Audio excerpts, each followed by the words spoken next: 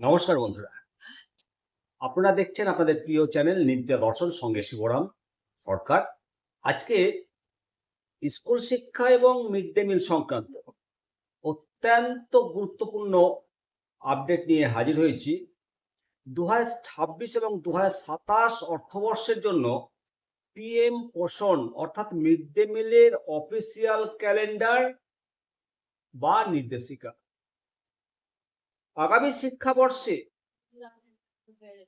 প্রাক প্রাথমিক প্রাথমিক 1 থেকে পঞ্চম শ্রেণী এবং উচ্চ প্রাথমিক ক্লাস 6 থেকে 8 এই স্তরের জন্য কোন মাসে কতদিন মিড ডে মিলের অনুমোদন দেওয়া হয়েছে জানাবো সম্পূর্ণ খতিয়ান সরকারি বিজ্ঞপ্তিতে যা জানানো হয়েছে। আজকের ভিডিওতে আমরা মাসের হিসেব অনুযায়ী সেই দিন সংখ্যাগুলো বিস্তারিত দেখাবো। সরকারি বিজ্ঞপ্তি অনুযায়ী 2026 সালের এপ্রিল থেকে 2027 সালের মার্চ মাস পর্যন্ত মোট 365 দিনের মধ্যে 248 দিন পিএম পোষণ বা মিড ডে মিলের জন্য অনুমোদন দেওয়া হয়েছে। তিনটি স্তরে বাল বাটিকা বা প্রি প্রাইমারি, প্রাইমারি এবং আপার প্রাইমারি অনুমোদিত দিনের সংখ্যা একই রাখা হয়েছে, সমান রাখা হয়েছে। তো চলুন এক নজরে দেখে নেন যে কতদিন মিড ডে মিলের অনুমোদন দেওয়া হয়েছে।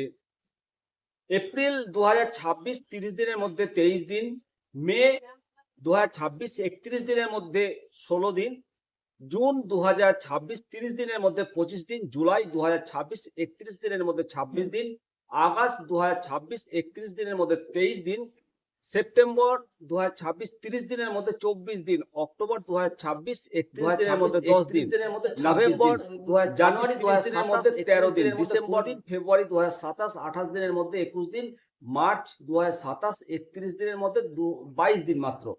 মোট অনুমোদিত দিন সংখ্যা 365 দিনের মধ্যে 248 দিন। বিজ্ঞপ্তিতে তিনটে বিষয় বা নিয়মের কথা, বিশেষ নিয়মের কথা উল্লেখ করা হয়েছে। এটা অত্যন্ত গুরুত্বপূর্ণ।